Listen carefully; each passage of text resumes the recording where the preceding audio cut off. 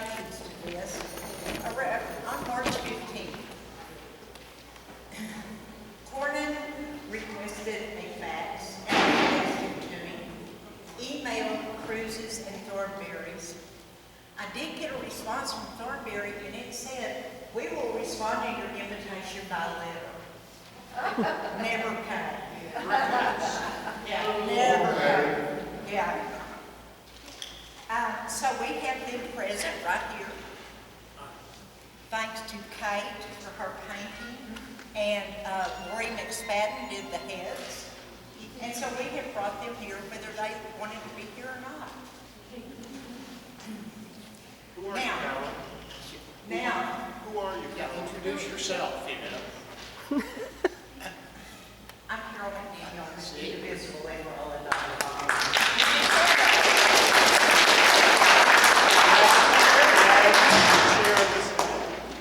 And real quick, there will not be an Indivisible meeting tomorrow night.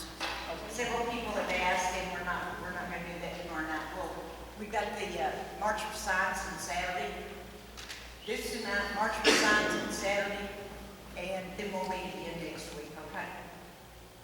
Okay, it is my pleasure to introduce our moderator for the evening.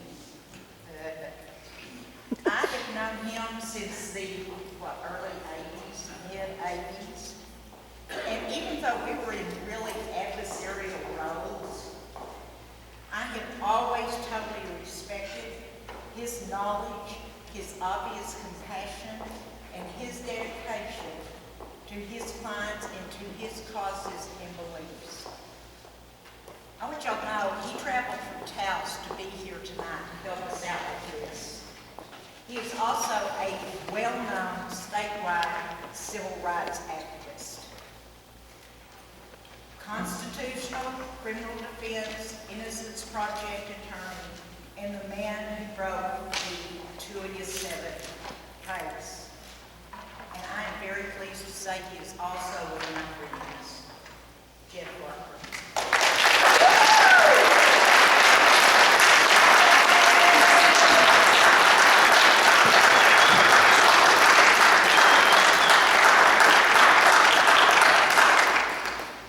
They asked me to moderate this thing, and I said, well, I hope you're not asking for a moderate person to do that. Because those of you all who know me know that I don't really fit that bill too well. So listen, I talked to a couple of people earlier who must not be used to progressive politics in Amarillo, because they said, I don't know, this isn't much of a crowd. Hell, to me, this is a mass meeting. Yes, right?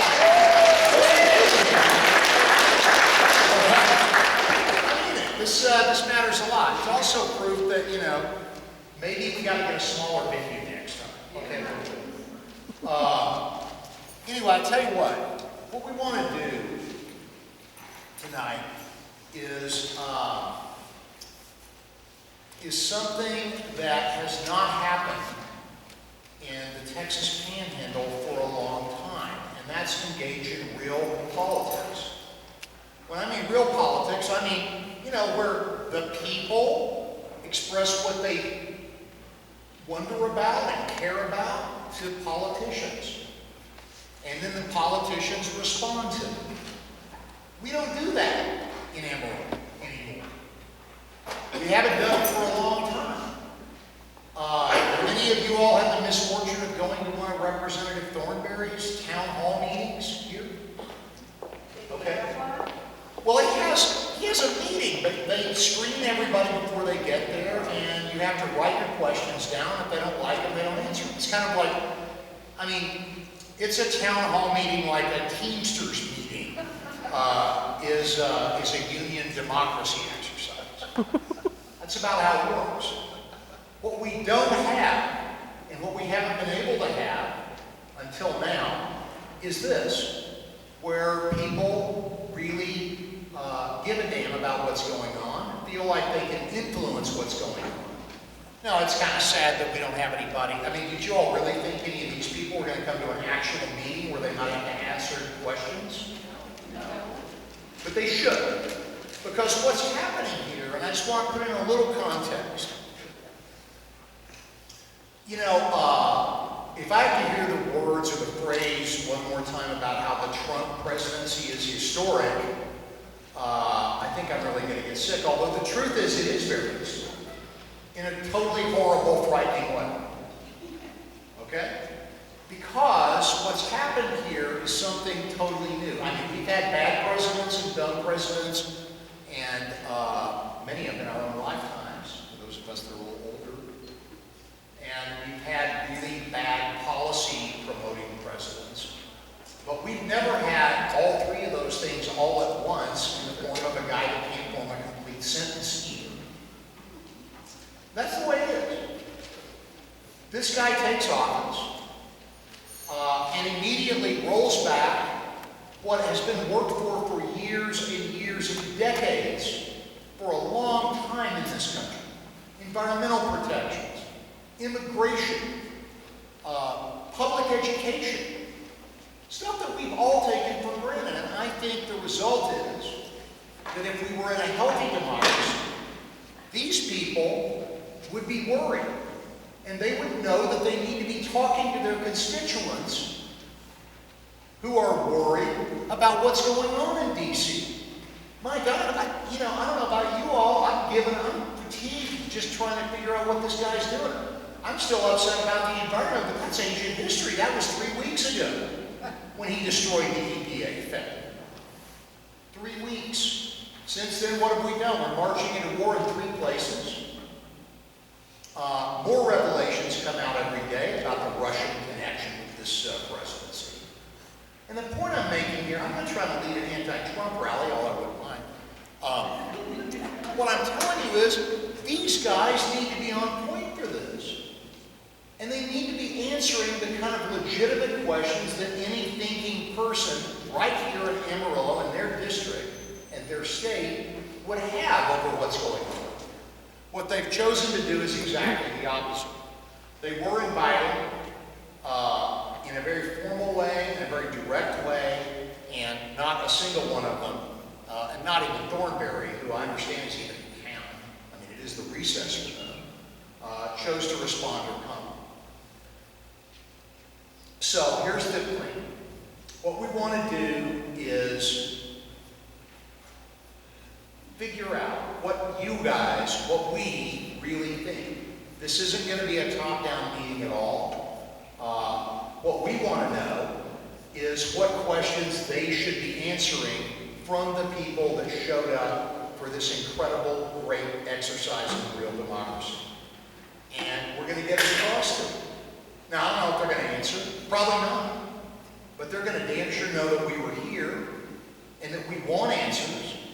And maybe, just maybe, they might get an inkling of that great old historical notion in America that if politicians don't answer what the people want and don't respond to them, they can, vote them out. Vote them out.